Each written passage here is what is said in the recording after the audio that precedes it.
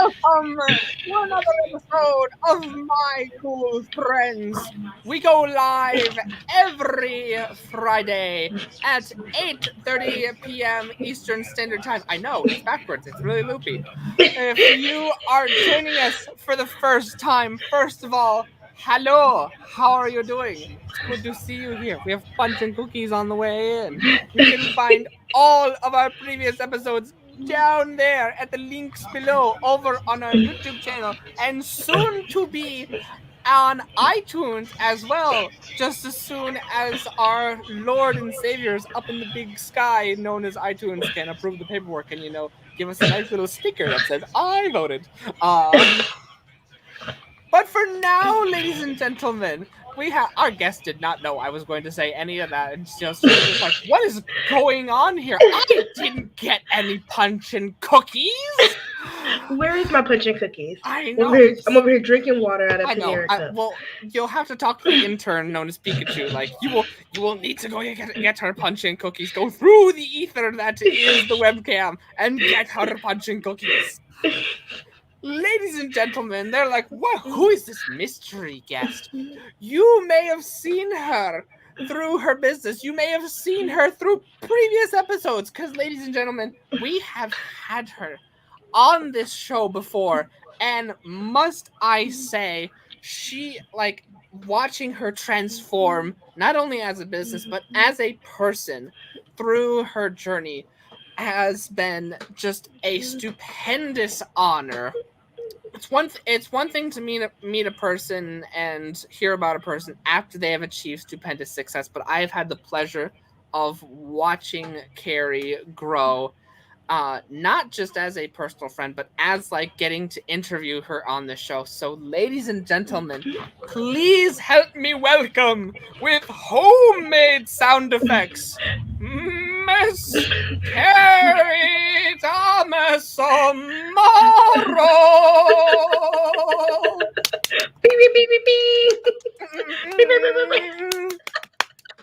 One day the sound effects will no longer be homemade. But it's fine because it adds character. I know. About the character. No, so it's perfect. There's someone over on Twitter that's just like, his sound effects are not homemade. His voice is just sent through a machine. No. No, that's talent. Yeah. No, thank you so much for having me. It literally means the world. It's crazy because when you said that, I was like, oh my gosh, it's so true. Like, we met at the beginning of 2020 when I had just came out of FHL, and I was like, I'm gonna do all this. Really, I'm gonna go forth.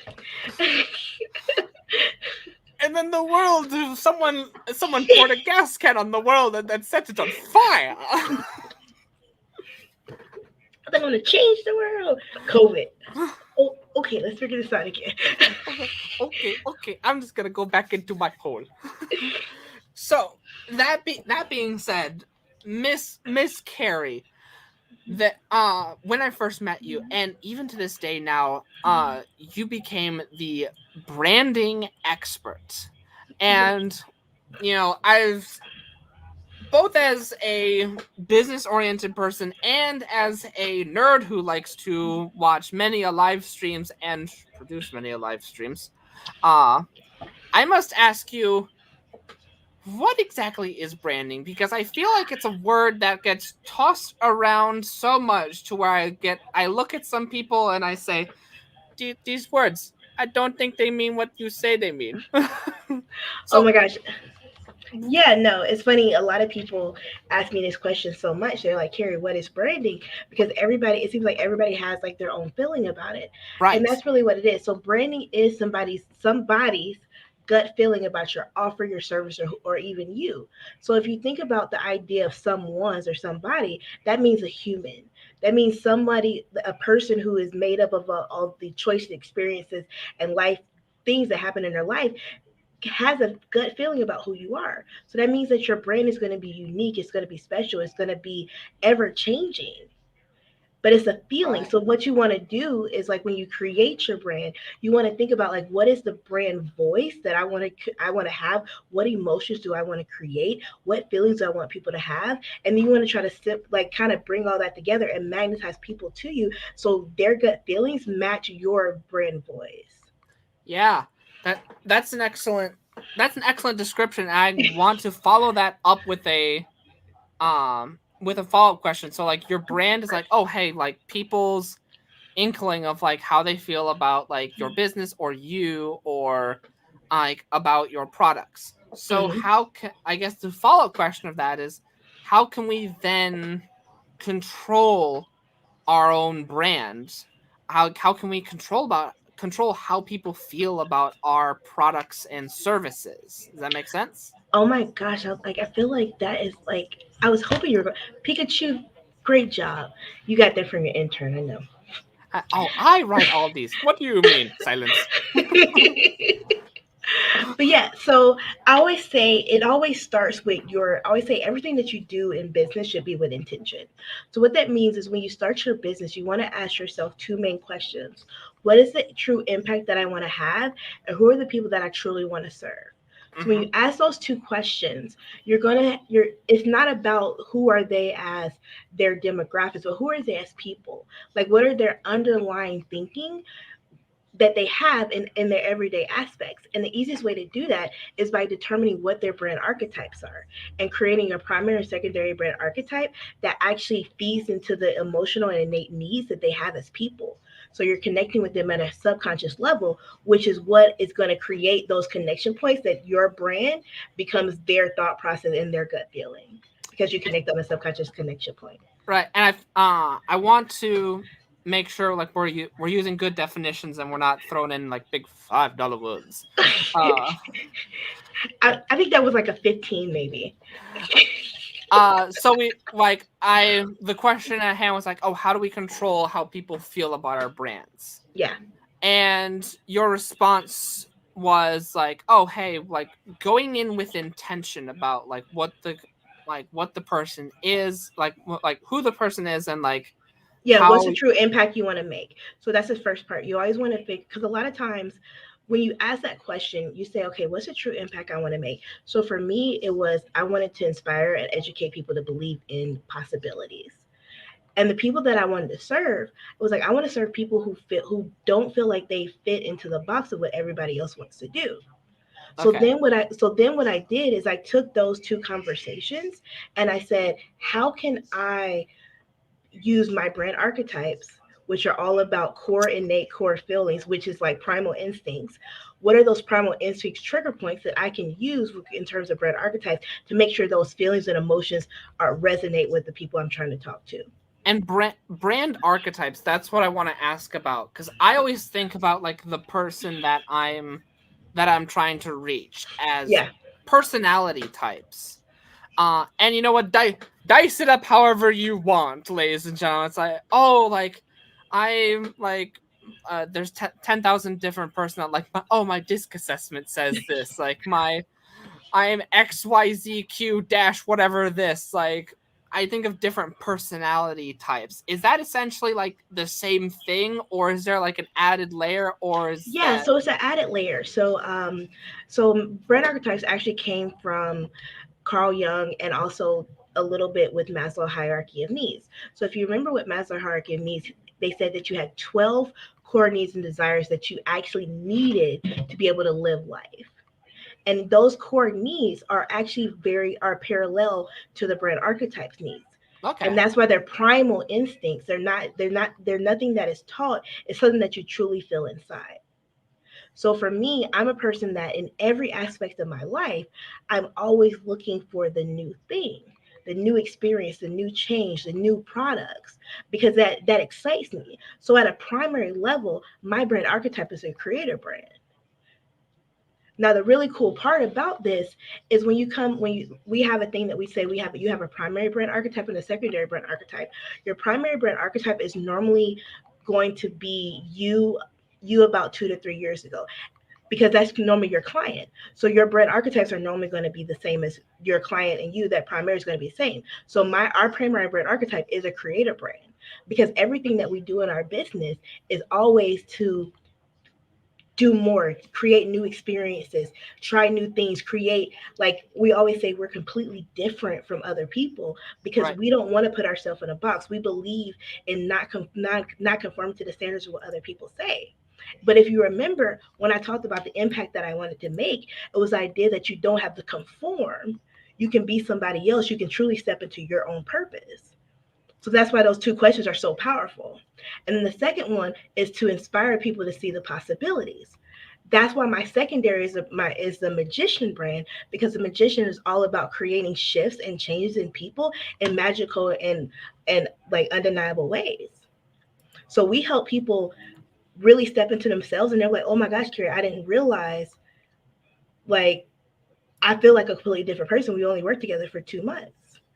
And they're like, how did you do that? And I'm like, because I showed you that you were already powerful by yourself. You just Mm-hmm. had to see the possibilities.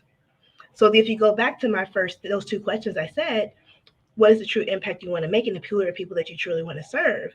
Those become the foundations of your brand voice. And then when you add in your brand archetypes, those create those emotional tether points to connect to the hearts of your clients. And 91% of decisions and choices are made on the subconscious level. So if you can use those tether points with those brand archetypes to connect to somebody on the subconscious level, guess what? Your brand voice and their gut feelings are going to be exactly the same. Yeah. That and so I want to go deeper into this. So the two questions um touch for us again, like they are who how you want to impact. What's the true impact that you want to make, and who are What's- the true people that you truly want to serve? And so let's examine these. So how do you figure out who exactly it is that you truly want to serve? So you Be- always have to start with the first question first, and oh, that's where it, oh, oh, and that's where there's an order to there these. is the order, and that's why I always start with the first. What is the All right. true impact you want to, the true impact that you want to make? All Because right. when you think about your true impact you want to make, it doesn't come from a selfish place. So how so I'm going to approach the question like this. So the Okay. true impact you want to make. And I find that this question is difficult to answer because we've never been asked this question before. Because like a lot of times like we're asked this question like, "Oh, what do you want to be when you grow up? Oh, what profession do you want to do?" We're never asked, "Oh, what would you like to change in the world?" Which is the core of like what this is. What sort of impact would you like to make? And so with an ocean like of possibilities and no like sort of prior thought a lot of times to this, how do you answer this question? So answer the question. Then, what is the true impact that you want to make in the world? What is the true impact that I want to make? Like there's and the nature of this is like there's no limit, like no bit, like Hmm. I can answer it as big or as small. Yeah. What an excellent question.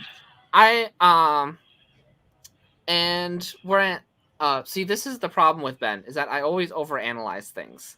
It's like, oh well, like are we answering financially, are we answering emotionally, oh like, oh but and then that's where I go into, is that like I like to have multiple answers to this question, because I don't want to have just one. I want to have multiple ways that I want to leave an impact. So the small way that I want to leave an impact is like on my family locally. As you so kindly brought up before the show, uh I'm going to be an uncle soon.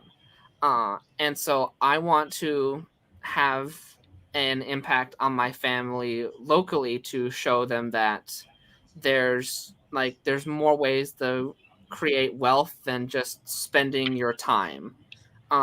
It's not, the world isn't just like, oh, someone decided whether or not you were a winner or a loser and then that's what you are for the rest of your life. I want to show my family locally that there are more ways than that.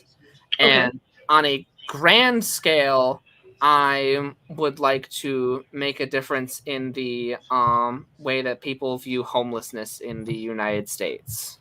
Okay. That's my impact. Okay. So we're gonna use So the way people view homelessness, that is your impact, but that's not your vehicle. Your vehicle is actually what you said for about your family. Because think about it. You said that you want to change, you want people to change the way they make money. You Mm-hmm. don't want people to feel like they have to make money a certain type of way. Now, if you think about everything that you've probably done in terms of you creating your YouTube stuff, you doing your shows and all these things, is you showing there's different ways to make money. You Right. don't have to trade your time for money. So that's actually that's and the funny part, if you think about it, that is your unselfish answer. Your Right. selfish answer was I want to change the way people. I want to be the person that change the way people look at homelessness. Oh, so there's two different. You can give two different. I see what you did there.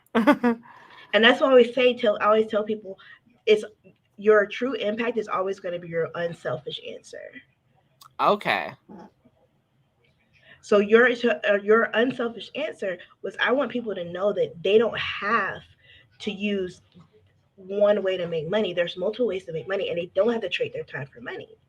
So then you ask yourself, okay, if I know that is a true impact that I want to make, who are the people that I want to help be able to not feel like they have to do this thing? And Mm. you see how it's a different, now it's like it's more clear. You're like, oh, I know exactly who those people are. Yeah. They're, So so I I like how you're going. I'm gonna grab onto this. So like, yeah, it's starting with an unselfish answer. mm-hmm, Um, and I've talked about this in my mentoring groups. Is that I have when I was growing my business and whatnot, I've always found myself saying like, I wish I was always one of those business owners who could just like go show up to work and like not care. But the problem is I care, and and therefore like sometimes that feels like a hindrance. But you've painted it in a way it's like that is your brick road. that is your brick road, because what happens is that lays the foundation of creating a humanistic brand, which is all about human connection points and human emotion, which actually is what creates the truest connections anyway. So so Carrie, speaking of help of identifying someone's brand. You mentioned to me that you started coaching as well, haven't you? I have. So I have a couple of questions in this regard. Um and I want may I start with the juiciest of them? Of course. Oh, oh, thank you. uh I have to ask, like, so you've had this great success with branding and then you've moved on to coaching. What made you decide, like, tell me about the decision where you said like, you know, maybe I should do coaching too. And it's not just a moment of where you said like, I am like, well, I have planted my feet firmly enough to where I'm going to start coaching, but you've also decided to take on a whole nother branch of your tree that you're growing. Yeah. Yeah, tell me about that decision. Yeah, so it was definitely a decision I didn't want to make. Um, I definitely was. I actually was very against it for, I would say, at least almost the whole year. So I had people telling me, Carrie, you should be a coach. You should start a coaching program in January, and I was like, yeah, no, not really feeling it. And I kept hanging out in coaching programs. I joined a couple of coaching programs, and I started to get really frustrated because I saw people were spending so much money in coaching programs, and they were spinning their wheels because either it was super like high level strategy and no tactics, or it was all tactics and no high level strategy. So people were always lost. And Mm-hmm. they would just be in this cycle of like being in a program 6 months and never really going anywhere. Right. And these are high ticket coaching programs, like $30,000 programs. And they're just spinning their wheels, and they're just like, I'm trying to figure this out, and they're stressing out, they're under all this pressure, they're running out of their savings because they're not really making the traction that they want to make. And I was like, this isn't right. Like, this isn't right, this isn't fair. I was like, coaching programs should be about getting somebody a result and Right. having a true framework to make sure it happens for them. Right. So when so literally that's what I did. I told a couple of some of the people that where I was in a coaching program. So I was like, hey, I'm going to start a coaching program. It's going to be a 3-month coaching program where we're going to be running really fast, but you're going to get results. And literally we started it in November, and we had 10 people sign up for the first, no, 12 people sign up for the first round. And literally within this month, like their businesses are night and day. And it's Wow. and it's like blowing my mind, because it's like I always, like, of course, like I do it for my one-on-one clients, but I had never really, and that's why we ran it beta, because I was like, I just wanted to, check it out to make sure like it actually works for like if me teaching it. But what was great is that I with our one-on-one clients, like, yes, they want to learn from me, yes, they want the things, but like they also just like, here, do it, I trust you. So being having the ability to like teach people and have them understand the different concepts of like creating their parallel universes, being able to share their vision and mission, understand, like, determining how to leverage their brand archetypes, creating core stories, all of that thing, like, they're changing, and I'm just like, oh my gosh, this is so crazy. Wow. I can't tell you how happy that makes me, but I'm gonna try to. Uh, is that like you when you started talking about like, oh, like there's so many coaching programs out there where they like are 6 months in and they like just start like running on a hamster wheel. I I have my own philosophy that I preach about, where it's basically, have you heard the sports term of like it's always easy to be the referee after the play has been called? Yeah, My phrase that I like will spin is that like I I condone any sort of smack talking at all, whether it be like to big corporations, to private companies, or to other entrepreneurs. But, and here's the but, that means you have to be better.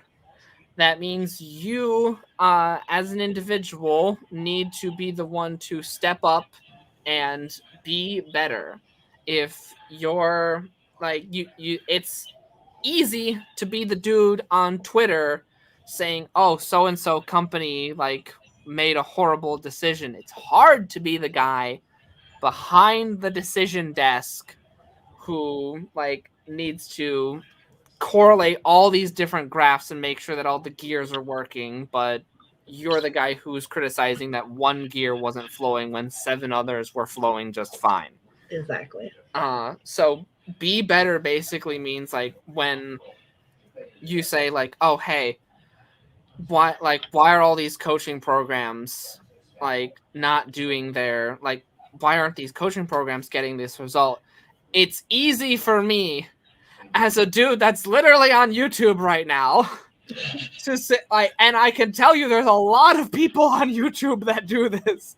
It's easy for me to say like, oh, why didn't this people get this result? It's easy to do that, but it's hard to be the person that then goes on and says, you know what, I'm going to be the person that makes a successful coaching program and actually gets the results that I criticize these other 6 companies for not getting people. That's hard. And so congratulations to you, Carrie.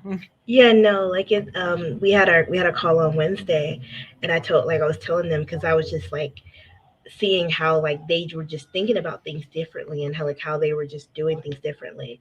And I told them, I was like, you guys are why I'm doing this. Like, to see you guys truly step into your light and shine bright, like that's what Mhm. it's about for me. Like, and for me, one of the biggest things is like I could charge 15K, 20K for the group program. But at the end of the day, that's not helping people. Right. That's really just helping myself. So for me, I was like, I want to try to limit the barrier as much as possible, because I'm tired of people stopping their greatness because of money. Because sometimes people just need help. Like, Right. there are times where people just really need help. And like, if they got that help, if they got that assistance, if they got those tools, they could be on the path to success. So I Right. was like, so like a program's 3K, it's like 3K, and it's like we have payment plans. Like, we have like a 6-month payment plan. And I think when we relaunch it in January, we're gonna do a 12-month payment plan. And it's Uh-huh. like I just want to see people win. Like that's really what it comes down to. I just want to see people win. Like I hate because we like I told like like we're in the luxury and premium space, so some of I, our stuff is I know very expensive. well. Some of our stuff is expensive, but my thing is like I don't want that to be the stop for people. Mm-hmm. So that was the thing. Like there was people that were coming to us for sales calls, and they would be like, "Oh, Carrie, that's not in my budget right now." And I knew like all they need was just like a couple pushes, and they would be right where they needed to be. And they're still not where they need to be because they stopped. Because they were like, "Well, let me get these clients. Let me get this. I just need 2 clients, and then I can cover it." And I'm like, sometimes like especially with this coaching experience, I was like, I don't want a barrier for money for this. Like I want to see people win. I want to see people grow their business. I want to see people be able to sell their premium luxury offers. I want them to be able to step into their light and shine brightly. Mm-hmm. So so um we've talked about branding. We've talked about stepping into your light of where you need to be. Yes. We've talked about how you can find these archetypes Hmm. and how to find these archetypes. How do you've touched a little bit on this, but the human aspect Yes. of like the human aspect of like you're putting the human aspect back into branding. Yes. And I want to bring the conversation back. Excuse me. Bless you. You couldn't see it on iTunes, but she put herself on mute to sneeze. You talked a little bit about putting the human aspect back into branding. Hmm.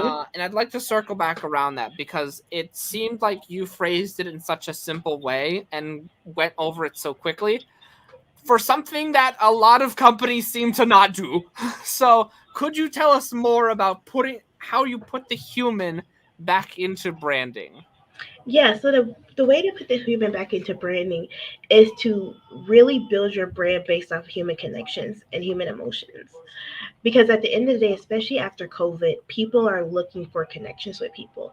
Mm-hmm. People are buying people, not businesses anymore. So Right. if you have a business that's cold and very automated, it actually turns people off now. So you want to add that human back in there, and you want to start really tying on those tether points of heart alignment and emotions and feelings, with even down to like your imageries that you use, all of your emotions that you want to make sure that comes out of those. Um, I remember I was having a conversation with someone, and branding nerds are gonna talk now. Beware. Uh, I was having a conversation with someone, and it was how Netflix announced that they were going to be launching a new streaming video game service, uh, and it was going to be for free for Mm. anyone who like already had a Netflix subscription. Uh, and the crazy thing is that Google has already tried to do this with like Google Stadia, and they failed horribly. Uh, Mm. and this struck up like a branding conversation. It's Hmm. like, why is it that everyone seems to be real excited for Netflix's thing, but like Google Stadia is like from the point when it was announced to the point where it's like officially been declared dead. Everyone like was not on board with that at all. And my answer was like I think it came down to branding. Um, because Mm. yeah, because what do you think of when you think of Netflix branding? I have my own answer to this, but I want to pass it over to you real quick. Let me think. So Netflix branding. Let me look at it real quick. Oh, we're gonna get a diagnosis, a professional diagnosis here live. The thing. So one thing I will say about Netflix is Netflix has done a really great job with updating Their branding, their stuff has always been the same, but how they lay stuff out, and even how they change covers for different people is really powerful. You mean like different shows? Yeah, so the different show covers are different for certain people Mm-hmm. because they understand. So they what they do is, like, of course, it's algorithms. They see what you like to watch, and then they'll use different covers that will actually pull you in. Mm-hmm. Yeah, and like you said, it's all algorithm based. Yeah. Um. So when I think of their stuff now, when I go to whenever I go to, like, it, I feel like I'm always on here, but Netflix, which is crazy. When I go to Netflix website, I like it now because it feels better. Like, it used to be really bulky, and they kind of, when they changed the layout of it, it kind of created like a more sleek feel to it. And then when they changed, also when they updated like the different cover sizes, it kind of updated, made it kind of look feel better as well. Mm-hmm. So the thing is, like, with red and white, so it's more of like a powerful, and then of course red and white is very popular for like all movies. So if you think of like all movie theaters and things like that, they use red and white. I think Yeah. Blockbuster was the only one that tried to do something different. You see what happened there. There it is. But yeah, so they kept it really they kept it really clean. That's one thing I do like about them. They keep it really clean. They really try to not be in the forefront of the brand. They try to let the movies be the forefront of it. They try to say, "Hey, we're going to create these things for you. We're going to create the safe space, but we want the movies and stuff to be the forefront of the brand." Yeah. Uh. The way I've always thought of Netflix's branding is that it's always had like an era of cool to it. Yeah. Uh, and like I like how you said like they don't want to be at the forefront of their own stuff, and yet that is like I think helps contribute to their era of cool. Like there's a weird sense of pride that I have for having a Netflix account for as long as I've had one. You know what I mean? Mhm. And that I think like adds to their like era of cool. So like when I heard this news of like, oh, Netflix is doing this thing, like, oh, I trust them. Yeah, They're like, always. yeah, I trust them. When I hear you talking about like, oh, like the different things that they've done, that I think adds power to like that, like you were ping pong before about like relationships. Yeah. Even though Netflix isn't a person that I have in my like actual network, I still have that era of trust with Netflix because it's been in my life, and that trust wasn't built up overnight, mind you. It was built up over a long period of time, and yet I think that's why I like when I hear news like that, like, oh, Netflix is doing this thing. Oh, I trust them. I think they'll do a good job because they have that sort of like longevity and era of cool to them. Exactly. Yeah, and they definitely have the coolness to them, and then even with how they started, because you remember before they didn't have like the previews at the top, and now they have the previews at the top. It's like, oh, this is, oh, what's this? Yeah, I remember I remember when that started. I did not like the previews. No, Uh, I love the previews, and I love now. Like, you remember before, everything was like a little, like, kind of like HBO, where it's just like the little squares and stuff. Well, HBO is different now, but now it was like it's like the different lines, and you could just like yeah, swipe through it. Yeah, it definitely has a really nice customer experience as well. yeah, uh, because like what everyone was doing was that they were adding stuff to their queue, but not actually watching it. And then we Hmm. would spend like 3 hours just adding stuff to our queue that we would never ever watch. So they added the previews to it. And Yeah, like, I still have stuff from my queues from when I first got it. yeah, yeah, that's how bad this is. I don't. I knew I should have like unpackaged like, hey, this is how bad we are with our Netflix queues and whatnot. But this is the thing. No, for sure, for sure. So I want to I'm gonna close the Netflix chapter. But we can have like we can have like a Zoom party, a Zoom watch party or something. Oh my gosh, there's like I just watched me and my mom. We watched 60 Days In. Oh, so good. I have not. I am unfamiliar with it. You have to watch it. It's like these people that like have this bright idea that they want to go to jail for 60 days to help like the police officers, and it's just it's just, it was just so much. It was so good. I'm just watching these people, and you have the people that are like they have like these like codes to like say, "Hey, save me." So like one was like this, so the people are like, "Get me out of here." Oh my lord. Anybody who watched 60 Days In knows, like, message me. We can talk. Go now. I will. I'll tell you what. I'll go watch it, and then we're gonna reconvene and Yes. like nerd out about it. Yeah, you got to watch the last season. The last season was good with Tony and Dennis and all of them. Okay, just watch the last season. We'll have lots to talk about. We're gonna have some nice girl talk. Yes, about 60 Days In. But I'm gonna ping pong back to our original conversation if I even can. If this is just gonna turn Yes, into a Netflix conversation. bring it back. Bring it back. We All good. right. You talked about standing in your own light. Yes. And much like bringing the human to branding, what exactly does that mean? So, what I always one of the things that I noticed, especially during this journey, is I realized that a lot of people are living in an internal discord of inside of them. Mm-hmm. And the internal discord is the people that they think they need to be for business and the people they are personally. I know. I know that I have my own stories on this, but please continue.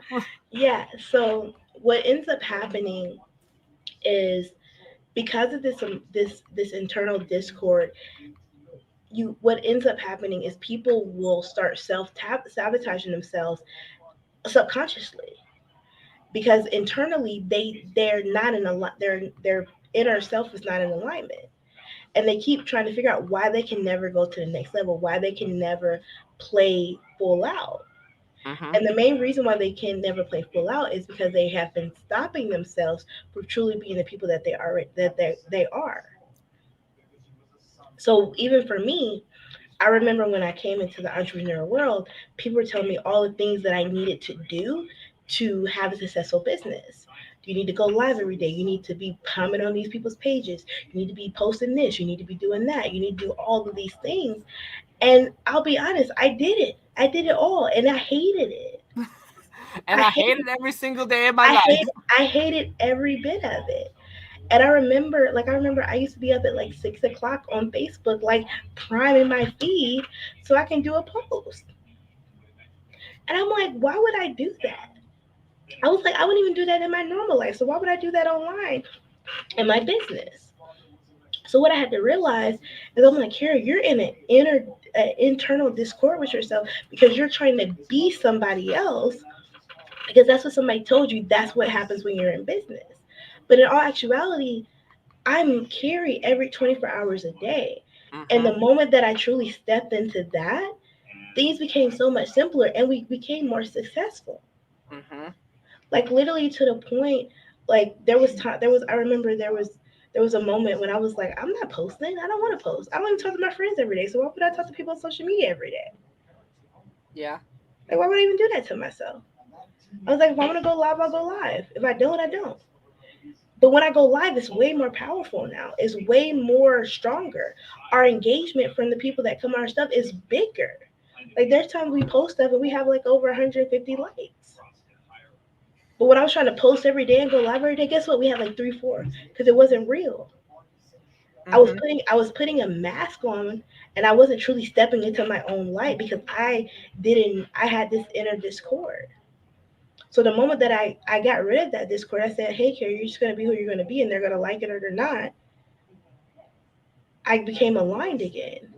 And then now that I was aligned, I could step into my light, and I could do the things that I want to do, and I could say the stuff that I wanted to say because it was truly authentically who I was. And then all I did was double down on that. Yeah. Uh, uh, can I ping pong off of that, or do you got Yes, more? ping it, ping All it. right, I'm pinging it. I'm pinging it. Uh, I remember. So I got two stories in this regard. Uh, one from many years ago and one from recently. Um, is that I remember when I first started posting videos uh on YouTube. It's like, okay, what do I want to do, and like what do I want to make, and I I started doing a show with my friends.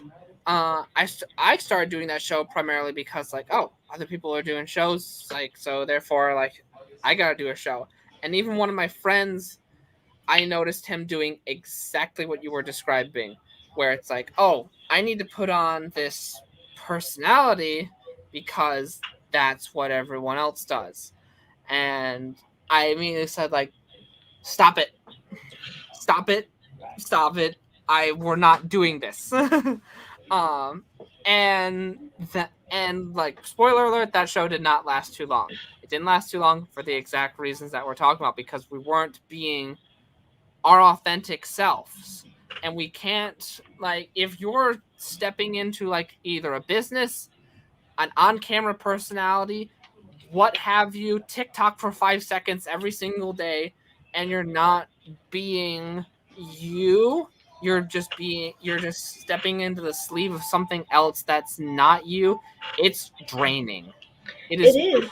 truly draining. And I even uh I even like came across a YouTube video of someone else telling this exact parallel story of, like, they started a gaming channel. They saw the personality of like someone that they role modeled after. Then when they started their gaming channel, then they emulated the personalities of the people who they saw that were successful. And then they found out, oh, me mimicking other people in order to try to have my own success isn't going to create success for myself. Oh, and we all had this learning phase of finding this out the hard way. Hmm. I remember, this is like an incredibly adorable version of this story too. Um, I heard on a podcast where this dad got like actually like got his son like the equipment necessary for him to live stream Minecraft. and Mm. and he got himself like all the right equipment, and as soon as he hit the go live button, the thing that came out of his mouth was, all right, so this is what we're gonna do. First we're gonna go over here, and then we're gonna build this. Like, son, what are you doing? Dad, that's how people talk on the internet. And his son thought, like, oh my god, you watch a British person play Minecraft, and so you think that's how people talk on the internet. Yeah, and it's crazy, and it's so sad because it's so easy to kind of put yourself in this box. And a lot of times, like, people, like, what I've noticed, especially since like I've come out of, and I have a post, I'll probably post it Monday, Yeah. but I've, like, since I've come out of my addiction of validation and all that stuff, like, I don't I don't care. I don't My authenticity is like, I don't look to be authentic, because anybody who's trying Mhm. to be authentic, 95%, 99.3% of the time, they're not being authentic. Because being Right. authentic is just being who you are. Right. I And this that's is seeking validation, and like, or seeking validation within. Because right. realistically, like, if you trust your heart and you and your heart is in a good place, then that's the only validation that you need, because your heart's going to direct you to where you need to go. But it's so easy for us, especially as entrepreneurs, to seek validation from our peers or people that we look up to. But the thing is, that validation that we're seeking from them can be detrimental to the point, to the fact of you truly being the best version of you Hmm. stepping into your light. Because what ends up happening, even with like our coaches and stuff like that, like I tell our like my coaching clients, I'm like, hey, like you step into your light. Yes, I'll show you what I do, but you have to find what works for you. Right. I I like I'll also say like a lot of times like that those that people that you're talking about like that are in your circle that that sometimes we're like concerned about having validation for, Hmm. so like sometimes they don't have like they don't have like your best interest, but you Hmm. have your best interest. Hello. You know what you want. um I so tell all of our clients, I tell all of our clients, our one on one clients, everybody, I tell them every time, you already have everything you need to be successful. All yep, I'm doing is giving you the roadmap to get there. yep, I'm not giving you anything that you don't already have. right. Like your greatness is already there. And uh and isn't like I think that there's more truth to that than like even you or me ever like truly realize, because a lot of times people think that there's like, oh, I uh I would be successful if only I had blank, Yeah. and then And like insert whatever sort of beanstalk you want into that sentence. yeah, and I tell people so much. I'm like, when you go to like when you get coaching, like coaching in all actuality is where like at least for ours is like we're just trying to give you a quick roadmap. Like I'm not trying to teach you or validate you or things like that. We can talk about stuff. I'll tell you my viewpoints. If you truly feel like my viewpoints are wrong or you don't align with it, go by yours. I push it all the time because we're humans. Right, I think completely different than you think because we've been through multiple different life experiences that's completely different. right. That and see that highlights the problem that I've kind of run into sometimes, is that I think like an android sometimes, and I think like with the you're giggling. She's giggling. Yeah, because I'll think like an android sometimes, like, and I don't know if like this is becoming like a more like problematic, like a more prevalent, like, oh, like if you identify with this then please tell me, because then I'll get like 100 comments saying like I totally know what you mean, Ben. But like I'll think like an android where it's like, oh, if I only had the right math equation, then my then all of my problems would be solved, and like then my business would be fixed, and then like my like then the right offer would like come to pass, like, but sadly like there's no computing problem that fixes human. Yeah. Human is the right response to human. That did that rambling make sense? No, it makes sense, and it's funny because what ends up so there's a natural law, and it's the law of contact force that anything that you apply pressure to, you get the same amount of resistance back. Mm-hmm. So what ends up happening is there's people that will go into and they're like, if I could only figure this out, things if I can only and guess what? Nothing happens, or everything goes wrong because Right. you're applying so much pressure and force to it, which actually goes against your natural habits. Because Mm-hmm. at a natural state, you are a fluid person. That's why you have so much energy and blood and everything flowing through you. You're not It's not where everything just stops and it's like we're gonna force this in. Like that's not even how your body works. that's that's a really interesting way.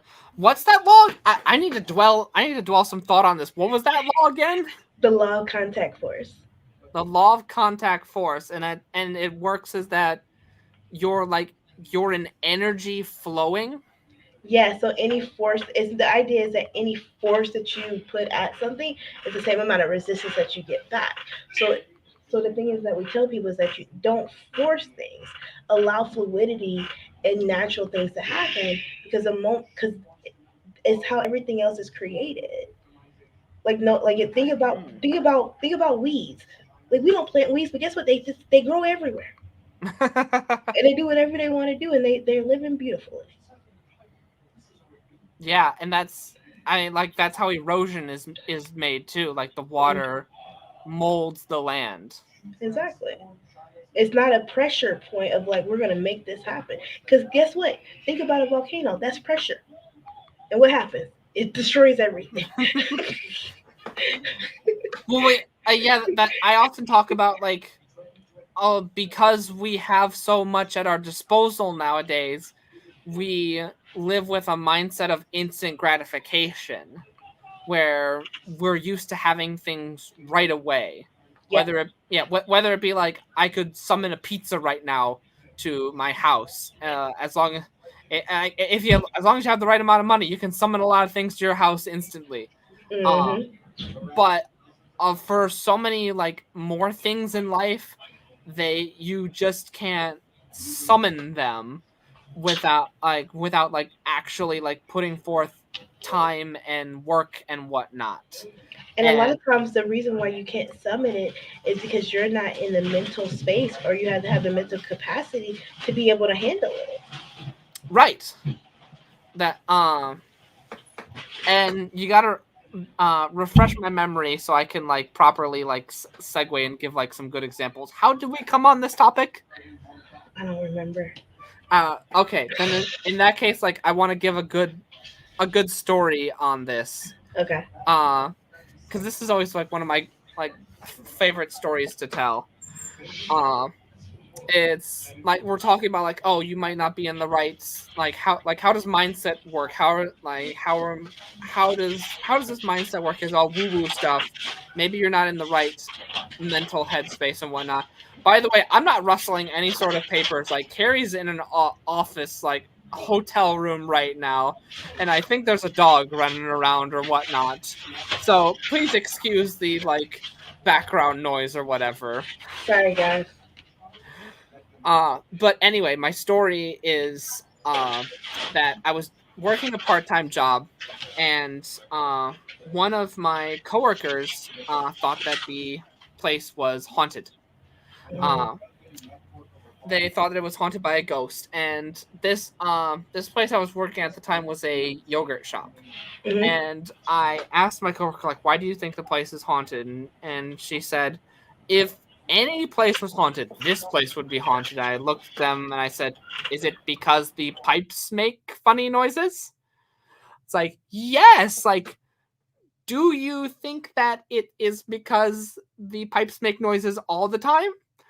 Do you think that it's because you're looking for a reason to be haunted? Do you think that perhaps you want to be haunted and you're looking for reasons to be haunted? uh Exactly. yeah, and so that's my, I'm not like debunking ghosts or anything here. This isn't paranormal hour with Ben or anything. But if you're looking for something, then yeah, whether that be a positive thing or in a lot of cases a negative thing, then you will probably find it. Um, there's like an old legend about vampires, and the legend goes is that like if the only way that a vampire comes into your house is if you invite him in. And I think that's true for both positive things and negative things. You invite what comes into your home.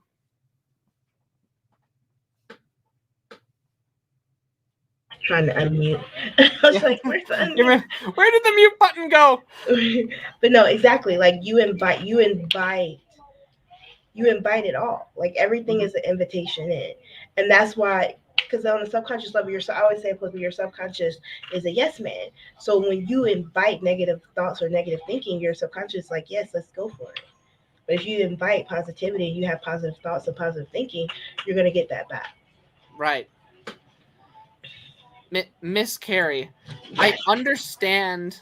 The audience knows that I have written my first book and I have made a best-selling author, but I understand that you are on your way to joining that club and are creating your first book. Am I correct? Yes, yes, yes. I am working on my first book. I'm really excited. I'm really excited about it. Tell us more. Yeah, so it's gonna be called Decoding Your Brand DNA. So it's gonna be the secret guide to creating raving fans and really just like activating and magnetizing people to you. So it's all about brand archetypes, really going through brand development, understanding how powerful brand archetypes are, how powerful colors are, understanding content strategy. So it's going to be a really good book with a lot of really great stories, but it's also going to be a book that you can take and you can actually implement things. I'm not a person Like I'm a very strategic person. I feel sometimes I talk top high level, but something that's really important to me is for people to be able to create actionable steps in everything that they do. So that's a piece that was really important. I want to make sure that was in the book, that somebody could take that book and actually create the actionable steps to be able to create a humanistic brand. Awesome, ladies and gentlemen. When does your book come out? Do we have a date? Can we get that information? As she cringes. My goal is to have it out before Marketer's Heart. So Marketer's Heart is in February, the end of February. So my goal is to try to push through as much as possible. So at least we'll see, because we're still writing. We're still writing. I have somebody helping me write. Vicky Helm is actually going to be co-authoring it with me. We love her, so she's going to be co-authoring it with me. So we're still writing. We're still getting stuff together. I got swamped in November, and I kind of missed a couple of my writing deadlines. So I'm trying to make up for that. Awesome. So, ladies and gentlemen, look forward to Marketer's Heart in February, which is going to be coming up. Ladies and gentlemen, that has been another fantastic episode of My Cool Friends. Carrie, where can people find you? Oh my gosh, you can find me on Instagram at Branding with Carrie. You can go to our website, which is solastadigital.co. You can find us on Facebook at Carrie Thomas-Omaur. So yeah, let's hang out. Come check out my really cool content that I'm really proud of lately, and we'll have fun. And you can find her in a hotel room going through an enormous amount of papers. That too. Ladies and gentlemen, thank you guys so much for joining us for another episode of My Cool Friends. We will be back next week, Friday at 8:30 p.m. Eastern Standard Time. Until then, ladies and gentlemen, it is always a pleasure to serve you and our lovely office assistant Pikachu. As always, my friends, be sure He's a to great stay. intern. He is. He Is. works for He's a he great. works for free. No, you have to start paying him because he does a lot of great work. he he I Do he you at gets least paid. do you at least feed him I well? do I do feed him. Okay, that's all I'm saying. You just gotta make sure you He actually he, Pikachu, you got rights. look at him. He's very happy. He's not a union man quite yet. You have rights. We have rights. I'm on a sit down strike. Ladies and gentlemen, that has been My Cool Friends. Be sure to go check out Carrie's stuff. Until next week, ladies and gentlemen, remember to stay safe and stay healthy. Bye bye, everybody. Bye.